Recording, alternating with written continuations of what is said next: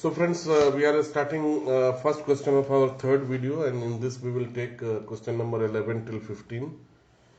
तो एक जो 11th क्वेश्चन है वो एक्चुअली लीनियर प्रोग्रामिंग से है. दिस इज एलपी एंड ये एक्चुअली कुछ कंडीशंस दिया हुआ है. इसमें कहता है कि linear programming problem as follows, इसमें मिनिमाइज करना है और इसके लिए हमें इसके बेसिस पे ना पॉसिबल रीजंस हमें डिसाइड करने हैं. ठीक है ना. तो कोई भी लीनियर प्रॉब्लम को सॉल्व करने के लिए किसी भी स्टूडेंट्स को या किसी भी प्रोफेशनल को जो सबसे जरूरी चीज है कि उसको ग्राफिंग पे काफी कमांड होना चाहिए और उसको क्विकली जो है ना ग्राफ करना आना चाहिए. देन इन दैट केस ही और she will be able to do it much quicker.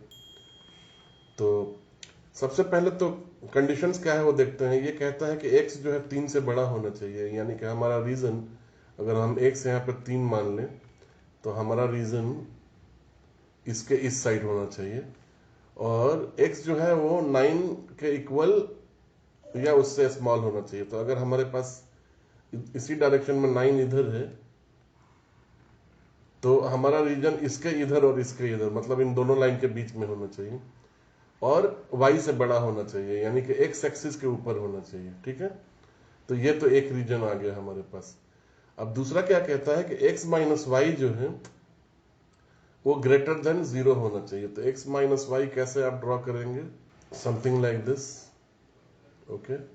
And what it is saying that x must be greater than और इक्वल टू y. तो यानी कि हमारा रीजन इस लाइन के नीचे होना चाहिए और x plus why should be greater than और इक्वल टू 14. तो अगर हम ऐसे कुछ ड्रॉ करेंगे अपना ये line, this will be x plus y is equal to 14, this is x minus y is equal to 0 और x is equal to y. Okay. तो ये हमारा रीजन आएगा और region should is actually bounded by this is x plus y less than 14 will be a region below this line. Okay. तो हमारा जो reason है वो क्या है, यहां से I'll change color and then ये हमारे हैं 5 पॉइंट्स. ओके. और हमारे ऑप्शंस में 5 कॉर्नर पॉइंट्स सब में दिया है, यानी कि हमारा रीजन यही 5 कॉर्नर पॉइंट्स है और उसके साथ जो कोऑर्डिनेट दिए हैं उसको हमें चेक करना होगा, बिकॉज बिना चेक किए वी कैन नॉट मार्क क्या कोऑर्डिनेट पे होगा. तो ये कोऑर्डिनेट क्या होगा दोस्तों? सिंपल 3 0 होगा. What will be this coordinate? This coordinate is actually x is equal to 3 and x minus y is equal to 0 और x is equal to y. तो y भी 3 होगा. तो this coordinate will be 3 3. And what will be this coordinate? This coordinate will be 0 x plus y is equal to 14, 2x is equal to 14, 7 होगा x. Or so therefore the y will also be 7. What will be this coordinate? It will be solved with x is equal to 9 and x is equal to 9 and y is equal to 0. तो ये तो हमारे पास आ जाएगा 9 0 इधर और ये वाला आ जाएगा x plus y is equal to 14. When we keep 9 we get 5. तो this will be actually 5 and no x 9 है. This will B 9 5. तो अभी क्या कहता है? 5 corner points including 0 0 and 9 5. This coordinate nowhere includes 0 0. तो this will be incorrect. 5 corner point including 7 7 and 3 3. 7 7 is here and 3 3 is here. So this option is actually correct option. 5 corner points including 14 0 and 9 0. There is a 9 0 here, but there is no 14 0. So this option is incorrect. 5 corner points including 3 6 और and 9 5. तो 3 6 भी हमारे पास नहीं है, 9 5 तो एक जगह है हमारे पास, बस 3 6 हमारे पास नहीं है. तो इसका ऑप्शन जो है ना, ऑप्शन बी जो है वो सही ऑप्शन होगा. ठीक है फ्रेंड्स. तो आइए अगला क्वेश्चन देखते हैं. दोस्तों ये क्वेश्चन लिमिट से है और थोड़ा कॉन्सेप्चुअल ये लग सकता है आपको देखने में. इसमें क्या कहता है कि एक फंक्शन दिया है और वो कहता है कि जब x का वैल्यू 0 के बराबर नहीं है तो ये फंक्शन ये है, और जब x 0 के बराबर है तो वो वैल्यू k है और हमें k का वैल्यू पता लगाना है इस गिवन सिचुएशन में.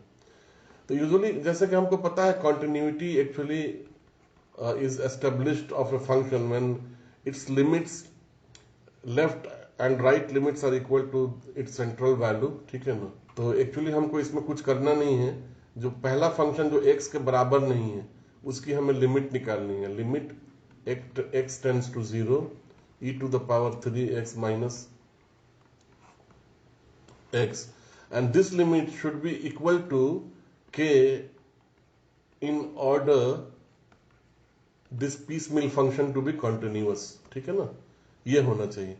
तो जब हम इसको लेते हैं limit x tends to 0 e to the power 3x minus 5x divided oblique x, तो unless and until we expand this it is going to be difficult for you to resolve. So the best way is to apply L'Hopital rule in this, okay, and differentiate both denominator and numerator once. तो जब हम ऐसा करेंगे तो limit x tends to 0, ऊपर जब हम इसको डिफरेंशिएट करेंगे तो ये 3e to the power 3x आ जाएगा, minus minus of minus 5 minus of 5 then 5x ऊपर आ जाएगा, और नीचे x है तो x के रेस्पेक्ट में जब डिफरेंशिएट करेंगे तो ये वैनिश होकर 1 हो जाएगा, ठीक है। तो what we get, limit x tends to 0 3e to the power 3x plus 5e to the power minus 5x is equal to k। अब इसमें क्या करना है, जस्ट 0 जैसे ही हम सब्सटीट्यूट करेंगे 3e0 प्लस 5e0 हो जाएगा और k हो जाएगा, और this will give k is equal to 8। तो correct option is option D. तो हम आगे एक मैट्रिक्स पे, और इसमें कहता है कि अगर Cij जो है ये को फैक्टर है ऑफ एलिमेंट Pij, ओके, तो इस मैट्रिक्स का तो C31 इज टू C23 क्या होगा। तो को फैक्टर फ्रेंड्स कैसे निकालते हैं, आपको पता होगा कि को factor of element Pij is nothing but -1 I plus j, and then it will be Cij which will be calculated with ith row and jth column. So C31 is third row and first column, which is this. तो इसका को factor कैसे निकलेगा, we will exclude first column and third row, and this will be co-factor of this. So we put minus, and on that we put 3 plus 1, तो ये 3 plus 1 4 रखते हैं, और फिर इसका मैट्रिक्स हम निकालते हैं। तो ये -2 2 -3 हो जाता है। तो -1 के ऊपर जब 4 रहेगा तो ये 1 हो जाएगा, और ये हो जाएगा 3 - 4, तो ये हो जाएगा -1। उसी तरह से C23 कैसे निकालेंगे, C23 तो हमारे पास आ जाएगा सेकेंड रो और थर्ड कॉलम, और ऊपर -1 के ऊपर पावर जो आ जाएगा 2 + 3 5 आ जाएगा, और यहां से मैं लू second row and third column, second row and third column, okay. तो ये एलिमेंट ये है, तो इसका को फैक्टर 1 - 1 3 2 आ जाएगा। तो यहाँ पर डिटर्मिनेंट लिखेंगे 1 - 1 3 और 2 आ जाएगा। और यहाँ पे क्या है फ्रेंड्स, ये -1 के ऊपर 5 अगर होगा तो ये माइनस आ जाएगा, मल्टीप्लाइड बाई 2 माइनस ऑफ -3, तो ये हो जाएगा -5। तो ये दोनों का मल्टीपल कितना हो जाएगा, 3 2 3 -1 is to -5 is equal to 5। तो option A will be the correct answer for this.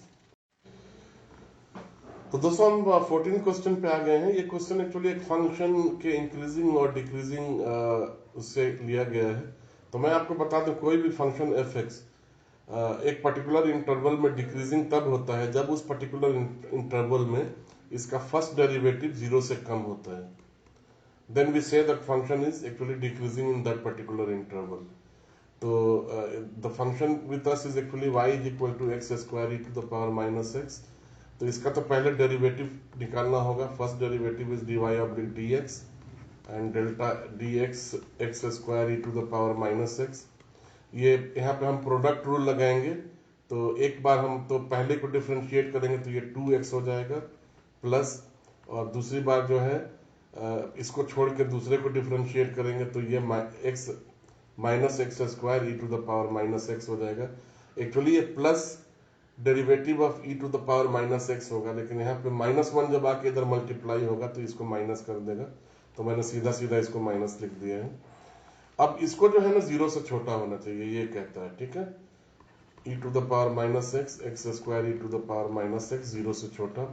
मैं e to the power minus x को बाहर निकाल लेता हूँ, ठीक है। E to the power minus x ये तो कभी 0 से छोटा नहीं हो सकता। The minimum value it can attend is 0 at x is equal to infinity, तो ये 0 से छोटा होगा नहीं, तो अपने को 2x minus x square should be less than 0।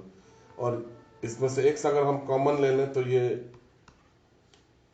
0 से कब छोटा कब होगा, या x जो है 2 से बड़ा हो तब ये 0 से छोटा होगा, या फिर x जो है वो 0 से छोटा हो तब ये 0 के बराबर होगा, ठीक है ना। तो एक तरफ ये कहता है x जो है 2 से बड़ा है, और दूसरी तरफ कहता है x ये 0 से छोटा है। तो इसका जो इंटरवल होगा वो -∞ से 0 तो एक तरफ होगा, और दूसरा जो है 2 से लेके इन्फिनिटी तक एक तरफ होगा। इसके बीच में ये फंक्शन या तो स्टेशनरी होगा या इंक्रीजिंग होगा। तो इसमें करेक्ट ऑप्शन जो है ऑप्शन नंबर डी है, ठीक है दोस्तों। Let us move to the next question now. तो 15th क्वेश्चन पे आ गया दोस्तों। इसमें एक रिलेशन दिया हुआ है, और रिलेशन जो है वो is a relation in set Z, it is given by this particular number, then the domain of R is what? तो इसमें डोमेन ऑफ R के लिए कैसे करना होगा दोस्तों, वो ये कहता है कि X और Y जो है दोनों इंटीजर हैं। इंटीजर मतलब ये सिर्फ प्लस और माइनस नंबर है, डेसिमल और फ्रैक्शन कुछ नहीं है इसमें, ये इंटीजर है। और वो दोनों इस पर्टिकुलर रिलेशन को सेटिस्फाई कर रहे हो, x square plus y square less than और इज इक्वल टू 4। तो ऐसे कितने नंबर हो सकते हैं दोस्तों? -2 हो सकता है। अगर एक्स और वाई का हम नंबर देखें तो -2 हो सकता है, -2 -1 हो सकता है, -2 0 हो सकता है, और यहाँ पे -1 -2 हो सकता है, -1 -1 हो सकता है, -1 0 हो सकता है। इसी तरह से कितने नंबर हो सकते हैं? तो हमारे पास सिर्फ -2 से +2 तक के सारे इंटीजर हो सकते हैं। तो -2 -1 0 1 and 2, only these can be actually domain of R। तो इसके हिसाब से ऑप्शन बी जो है वो सही ऑप्शन है इसका। Option B is the correct option for this, okay. तो इस वीडियो में दोस्तों मैं अभी इतना ही रहने देता हूं, और सेक्शन जो पहला सेक्शन है ए का, उसका एक्चुअली मेरे पास 15 क्वेश्चन ही टोटल अवेलेबल हैं अभी। तो जैसे ही और क्वेश्चन अवेलेबल हो जाता है मैं इसको फर्दर बना के डालता हूं।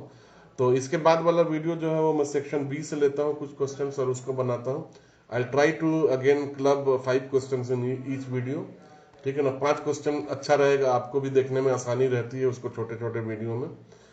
तो जाते जाते मैं फिर एक बार आपको बताता जाऊं कि आपने अगर चैनल को सब्सक्राइब नहीं किया है तो आप जल्दी से चैनल को सब्सक्राइब कर लीजिए, ताकि आपको वीडियो के अपडेट्स मिलते रहें।